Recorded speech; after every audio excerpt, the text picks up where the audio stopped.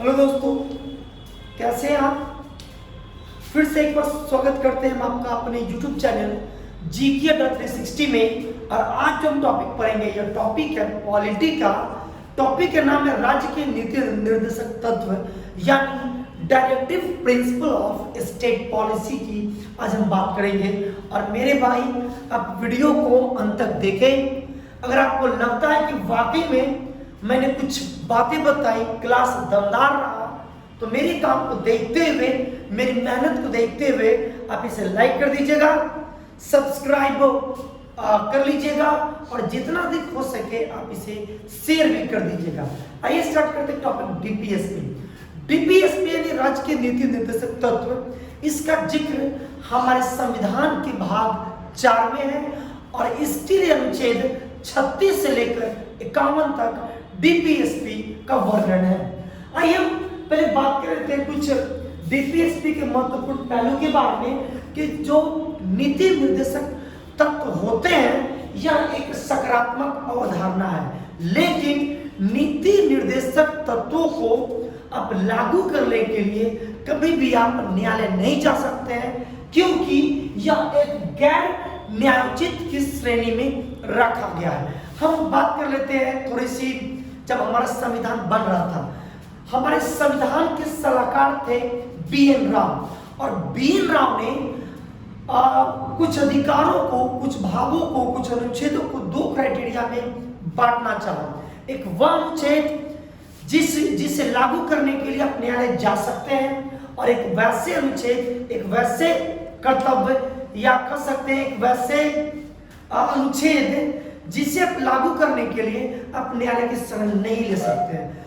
तो जिसे हम न्यायालय में जा सकते हैं लागू करवाने के लिए, बीएन राव के इस सलाह को रखा गया कहां पर, फंडामेंटल राइट्स में यानी मौलिक अधिकार में। और जिसे हम लागू नहीं करवा सकते हैं, इसे कहां पे रखा गया, तो यह रखा गया राज्य के नीति निर्देशक तत्व में।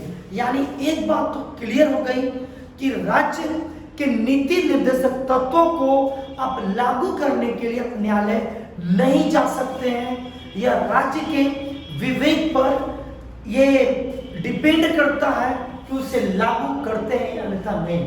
अब हम अगली बात करते हैं इसके उद्देश्य की। तो इसका उद्देश्य सामाजिक और आर्थिक लोकतंत्र की स्थापना करना, और यह समाज की भलाई के लिए होता है जिसके पीछे राजनीतिक मान्यता है। चलिए अब हम स्टार्ट करते हैं कि किस भाग में डिस्कस है। तो मैंने अभी बताया कि यह हमारे संविधान के भाग 4 में है, और अनुच्छेद की बात कर लेते हैं तो इसका डिस्कशन हमारे अनुच्छेद, संविधान के अनुच्छेद 36 से लेकर कहां तक, 51 तक है।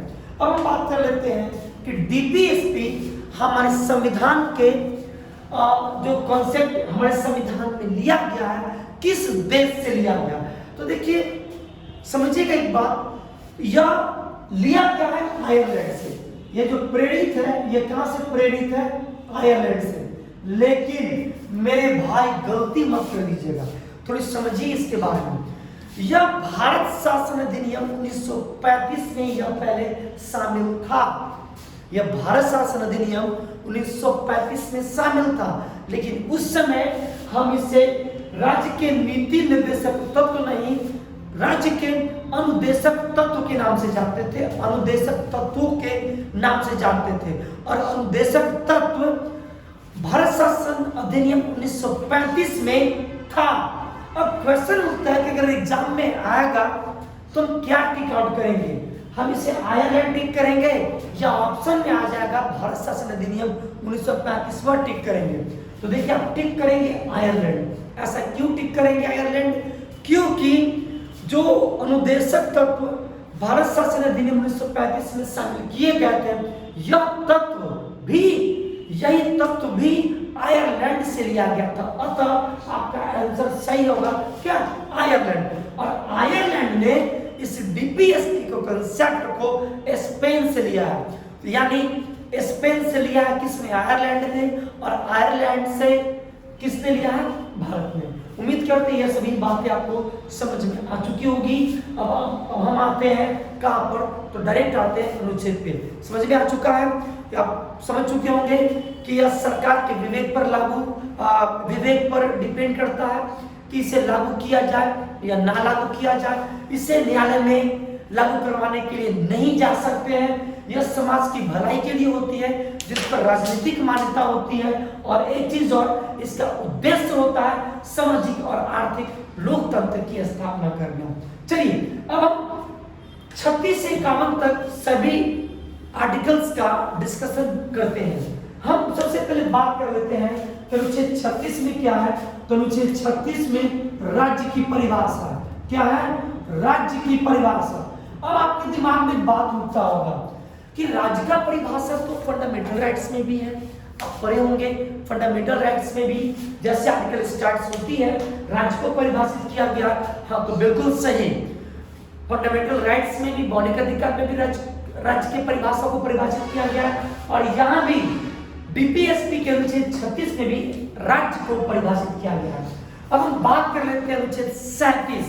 इसमें क्या है, तो इसमें इस भाग में अंतर्विष्ट तत्वों को लागू होना।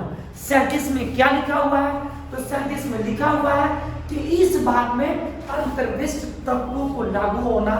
आप ऐसे भी समझ सकते हैं कि यह एक गैर न्यायोचित है, मतलब यह अनइनफोर्सेबल है। आप इसे लागू करने के लिए मतलब आप न्यायालय की शरण नहीं ले सकते हैं। यही डिस्कशन किया गया है 37 में। तो 36 में राज्य की परिभाषा और 37 कहता है कि इस भाग में अंतर्विष्ट तत्वों का लागू होना। अब हम बात कर लेते हैं आर्टिकल 38 की। आर्टिकल 38 क्या करता है, आर्टिकल 38 क्या करता है, कहता है सॉरी। तो आर्टिकल 38 अगर आप एक शब्द में समझे तो यह लोक कल्याणकारी राज्य, यह किसका बात करता है अनुच्छेद 38, तो यह करता है लोक कल्याणकारी राज्य की स्थापना की बात करता है। किसका, लोक कल्याणकारी राज्य।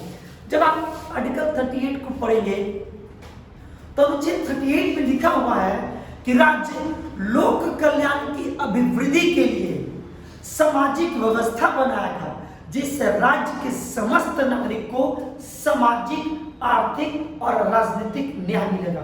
इस लाइन को समझिएगा, मैंने कहा कि राज्य के समस्त नागरिक को सामाजिक, आर्थिक और राजनीतिक न्याय मिलेगा।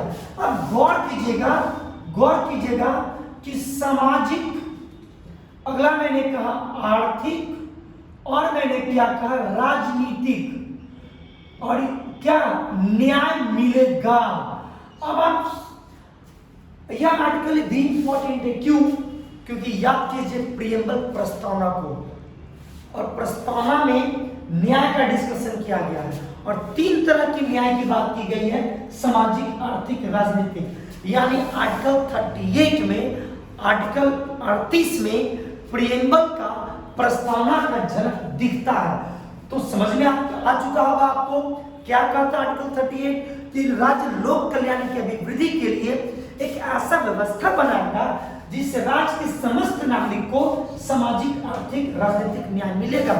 यानी एक शब्द में समझे तो आर्टिकल 38 लोक कल्याणकारी राज्य की बात करता है। अब हम बात कर लेते हैं आर्टिकल 39। देखिए, अगर मुझसे पूछा जाए कि बताइए, मैंने डिस्कशन भी किया था मौलिक अधिकार में कि मौलिक अधिकार में सबसे महत्वपूर्ण आर्टिकल कौन है, वह 13 था। अब हम बात कर लेते हैं डीपीएसपी की कि राज्य के नीति निर्देशक तत्व में सबसे महत्वपूर्ण आर्टिकल कौन है। तो सबसे जो महत्वपूर्ण आर्टिकल है मेरे भाई वह है 39। याद कर लीजिएगा, सबसे महत्वपूर्ण है। क्यों महत्वपूर्ण है, क्योंकि आर्टिकल 39 में राज्य द्वारा अनुसरण की जाने वाली 6 प्रकार की 6 नीतियों का डिस्कशन है, 6 नीतियों को वर्णन करता है। तो आर्टिकल 39 क्या कहता है, तो राज्य द्वारा अनुसरण की जाने वाली नीतियां, और इसमें 6 बातें लिखी गई हैं A B C D E F करके, जिसे आप कह सकते हैं क ख ग घ एक्सेप्ट कर सकते हैं। तो सबसे पहला क्या करता है, अब मैंने इसे लिख दिया है, आप वीडियो को पॉज करें और आप इसे पर पढ़ लें। पहला कहता है क्या, आर्टिकल 39 का ए में लिखा गया है कि राज्य नागरिकों के आजीविका के लिए एक समान अवसर प्रदान करेगा, पुरुषों के लिए भी और महिलाओं के लिए भी। बी कहता है कि राज्य संसाधनों का आवंटन इस प्रकार करेगा जिससे कि राज्य के अधिकतम लोगों को लाभ मिलेगा। और सी कहता है कि उत्पादन के संसाधनों को विकेंद्रीकरण की बात करता है। डी समान कार्य के लिए समान वेतन की बात करता है। ई राज्य पुरुष या स्त्रियों को ऐसा कार्य करने के लिए बाध्य नहीं करेगा जो उसके स्वास्थ्य के हेल्थ के विपरीत हो, तथा इसी में कह सकते हैं कि बालक के टीन एज का भी डिस्कशन किया गया है। और अब मैंने एफ नहीं लिखा है क्योंकि मेरे पास जगह नहीं था। अगर आपको एफ याद करना है तो याद कीजिए, याद कर लीजिए कि एफ में कहता है कि राज्य एफ, हम इसकी बात करें 39 की एफ की, तो राज्य एक ऐसा वातावरण विकसित करेगा जिससे कि राज्य के जितने भी बालक हैं उन सभी का नैतिक विकास हो, बालकों का नैतिक विकास हो। तो यह डिस्कशन किया गया है आर्टिकल 39 में। अब देखिए 39 का जो आर्टिकल बी है और या सी, अगर आपको कोई याद हो या ना याद हो, लेकिन आर्टिकल बी और सी आपको याद होना चाहिए। बी कहता है कि राज्य संसाधनों का आवंटन इस प्रकार करेगा कि लोगों को अधिकतम लोगों को लाभ मिले। और सी कहता है कि उत्पादन के साधनों पर केंद्रीकरण होने से रोकेगा, यानी उत्पादन के साधनों का विकेंद्रीकरण होगा। अब आपके दिमाग में उठता होगा कि यह क्यों है, तो इसका डिस्कशन हम बाद में करेंगे थोड़ा सा, क्योंकि अनुच्छेद 39 के बी और सी को फंडामेंटल राइट्स मौलिक अधिकार के अनुच्छेद 14 और अनुच्छेद 19 पर वरीयता दी गई है। यह इंपॉर्टेंट है, जानिएगा किसको, 39 के अनुच्छेद बी और सी को वरीयता दिया गया किस चीज पे, मौलिक अधिकार पर। और मौलिक अधिकार के किस आर्टिकल पर, तो 14 पर और 19 पे। ठीक है, तो हम अगली बात कर लेते हैं अनुच्छेद 40 की। ज्यादा समय नहीं गंवाना चाहते हैं कि वीडियो छोटा बने और ज्यादा से ज्यादा आपको जानकारी मिले। अब हम बात कर लेते हैं अनुच्छेद 40 की। अनुच्छेद 40 क्या करता है, तो अनुच्छेद 40 में ग्राम पंचायत के गठन की बात की गई है। किसका डिस्कशन किया गया है, ग्राम पंचायत। और यह बहुत ही इंपॉर्टेंट है, एग्जाम में बहुत बार पूछ लिया गया है। अगला 40 समझ में आ चुका होगा। 40 कहता है ग्राम पंचायत का गठन की बात करता है। अब हम बात करते हैं 41 कहता है कुछ दशाओं में काम, शिक्षा तथा लोक सहायता पाने का अधिकार। क्या कहता है, कुछ दशाओं में, आप लिख लीजिए, मैं लिखूंगा तो समय ज्यादा लग जाएगा। कुछ दशाओं में काम, शिक्षा व लोक सहायता पाने का अधिकार। अब इसका बेस्ट एग्जांपल क्या है, आप कह सकते हैं लॉकडाउन के समय में सरकार ने विशेष परिस्थिति में हर तरह से जहां तक संभव हो सरकार ने लोगों का मदद किया। या कह सकते हैं कि किस आर्टिकल के तहत, तो यही आर्टिकल क्या, 41 क्या कहता है, कुछ दशाओं में काम, शिक्षा तथा लोक सहायता पाने का अधिकार। अब हम बात कर लेते हैं 42 का। 42 कहता है कि काम का न्याय संगत और मनोवांछित दशा की बात करता है। यानी जहां पे अगर आपको काम मिला 41 के तरफ, तो 42 कहता है कि काम जो होगा, काम करने का प्लेस जो होगा वह न्याय संगत होना चाहिए, वह मनोवांछित होना चाहिए। और साथ ही साथ इसमें मातृत्व सहायता की, प्रसूति सहायता की बात करता है कौन, आर्टिकल 42।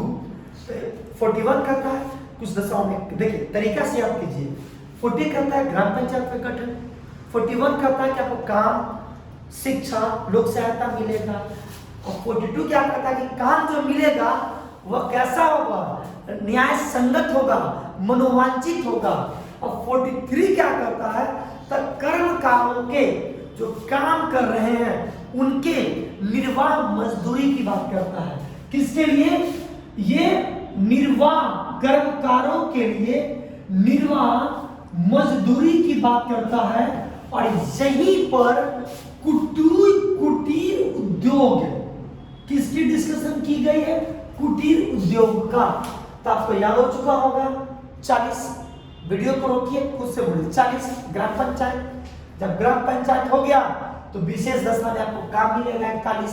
जब 41 में काम मिल गया तो 42 करता है कि जो काम का जो जगह होगा वो कैसा होगा? न्याय संगत होगा, मनोवांछित होगा। अब बात कर रहे थे 43 का। 43 क्या करता है? निर्वाह मजदूरी की बात करता है और कुटीर उद्योग के प्रोत्साहन की बात करता है। अगर हम बात कर रहे थे आर्टिकल 43 का ए, देखिए मैंने इसे लिख दिया है, ये बहुत इंपॉर्टेंट है। ये इसलिए इंपॉर्टेंट है क्योंकि इससे हमारे संविधान के 42वां संविधान संशोधन 1976 के तहत जोड़ा गया।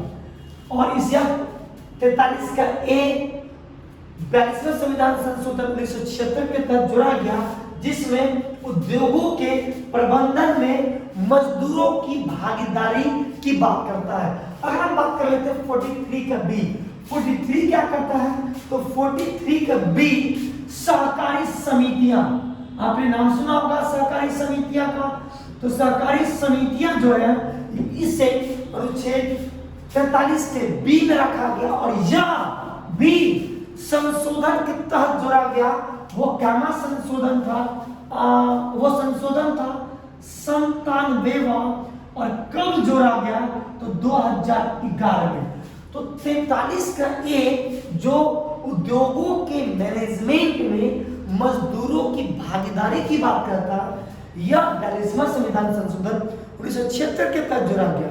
और फिर 43 का ए मतलब क और 43 का बी मतलब ख, सहकारी समितियां जोड़ी गई।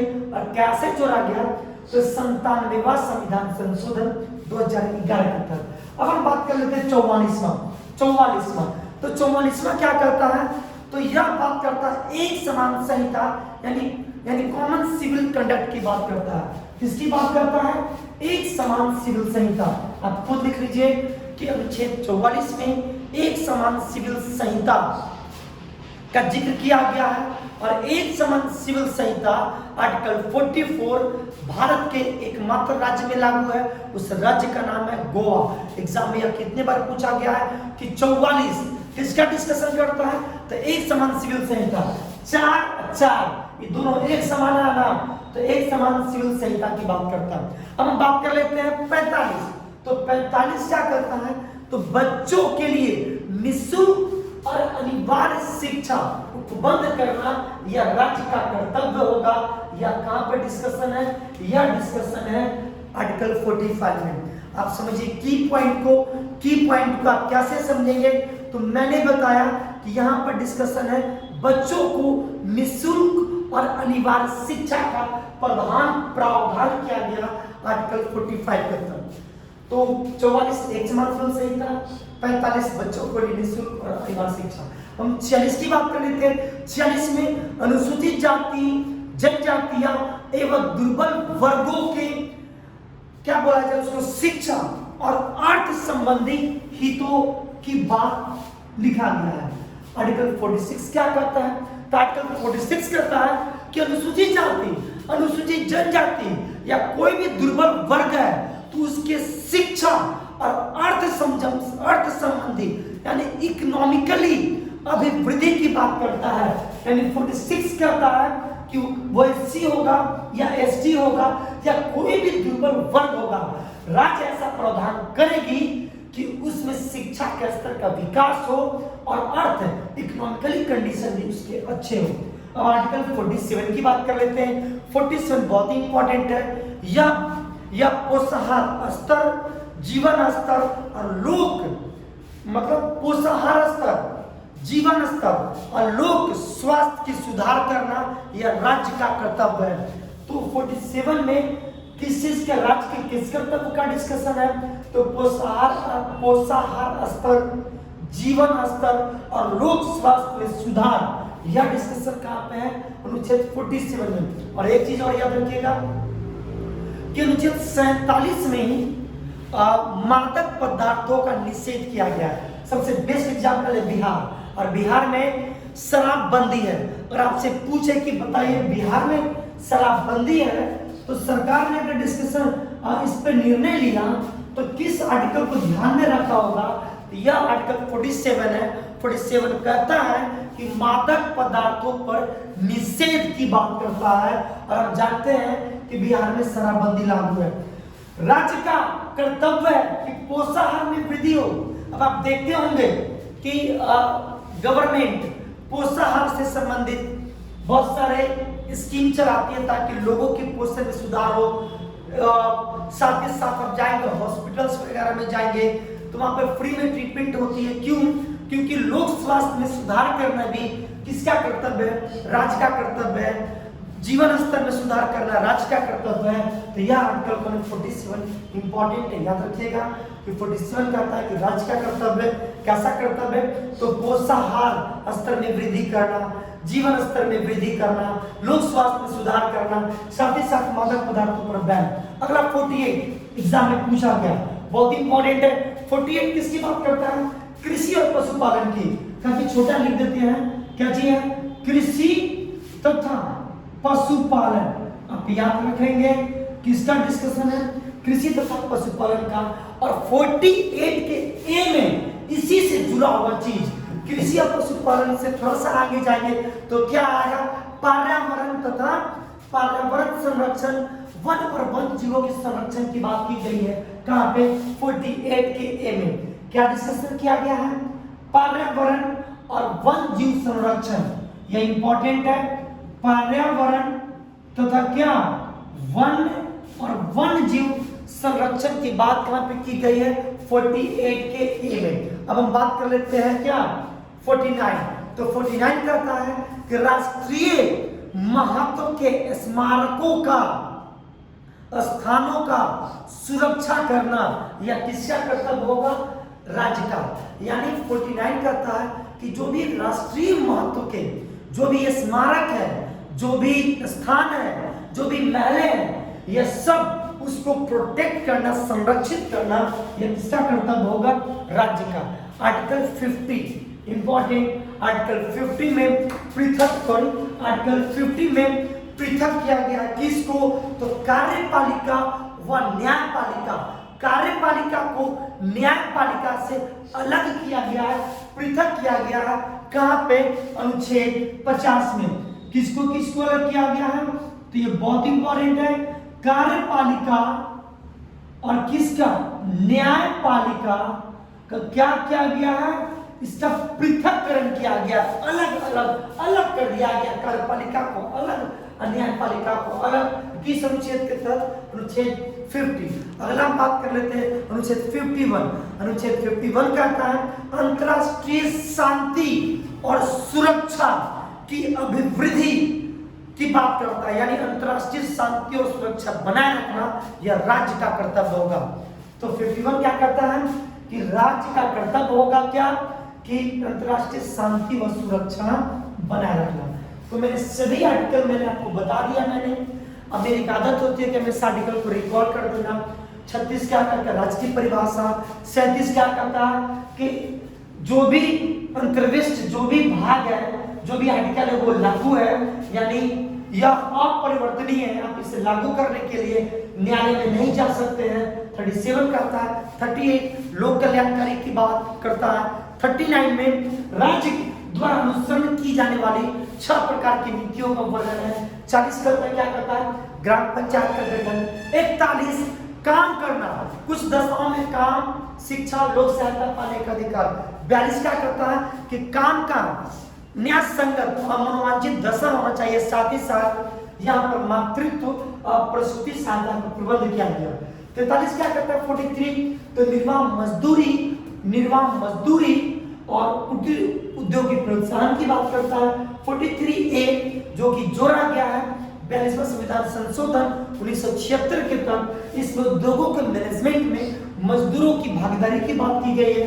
43 का बी, इसमें सहकारी समितियां का डिस्कशन है जो 97वां संविधान संशोधन 2011 के तहत चला गया।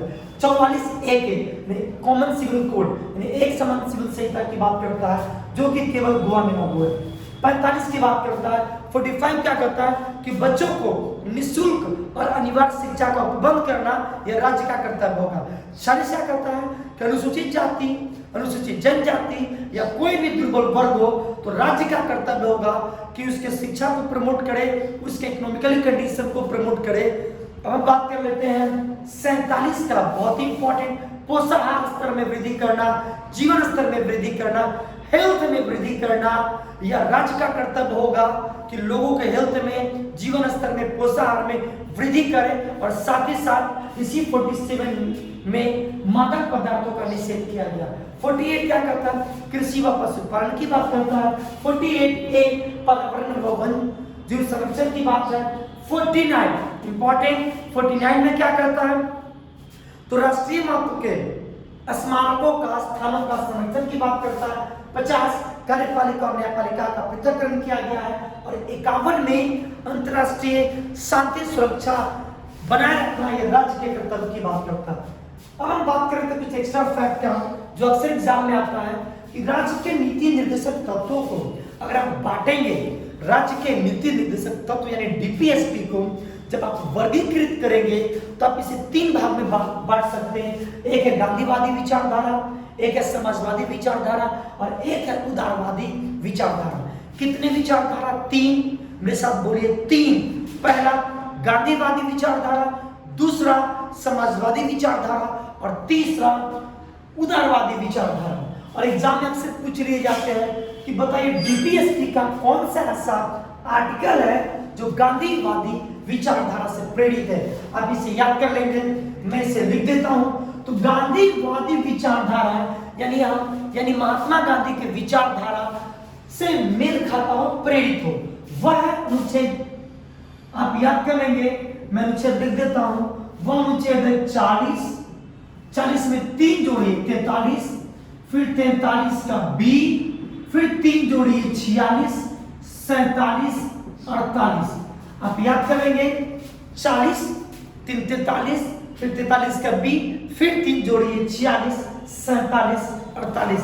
यानी ये वो आर्टिकल है जो गांधी जी के विचारधाराओं पर प्रेरित है। अब देखेंगे तो गांधी जी का सपना था क्या, तो ग्राम पंचायत का गठन हो, गांधी जी की विचारधाराएं से मेल खाती है। आप देखते होंगे आर्टिकल 43 में मैंने बताया कुटीर उद्योग का प्रोत्साहन, तो गांधी जी ने कुटीर उद्योग को क्या किया था, प्रमोट किया था। आप पशुपालन की बात कर रहे थे, कृषि की बात कर रहे थे, तो यह सब गांधीवादी विचारधारा से प्रेरित है, आप याद कर लेंगे। समाजवादी विचारधारा एग्जाम में नहीं पूछे गए हैं, लेकिन फिर भी अगर आपको पढ़ना है तो पढ़ लिख लीजिए, मैं आर्टिकल लिख देता हूं। वो आर्टिकल यानी अनुच्छेद कौन कौन है, तो वो है 38, 39 का ए, 41, 42, 43 का ए और एक और है 47। और एक और विचारधारा जिसे मैंने कहा उदारवादी विचारधारा, तो इन दोनों को छोड़कर जो भी अनुच्छेद है वो सभी उदारवादी विचारधारा में है। तो उम्मीद करता हूं आपको सब कुछ समझ में अच्छे से आ चुका होगा। खुद से याद करें, एक बार सभी आर्टिकल को याद ना करें, सबसे पहले जो आपको अच्छा लगता है उस आर्टिकल को पहले याद करें, 5 आर्टिकल का लिस्ट तैयार करें। और अगर आपको लगता है कि यह वीडियो वाकई में फायदेमंद रहा, अच्छा रहा, कुछ सीखने को मिला, तो मेरे भाई प्लीज मेरी मदद के लिए आप जितना अधिक हो सके आप इसे शेयर कीजिए और चैनल को सब्सक्राइब भी कर लीजिए। चलिए मिलते हैं अगले क्लास में। इस वीडियो में इतना ही।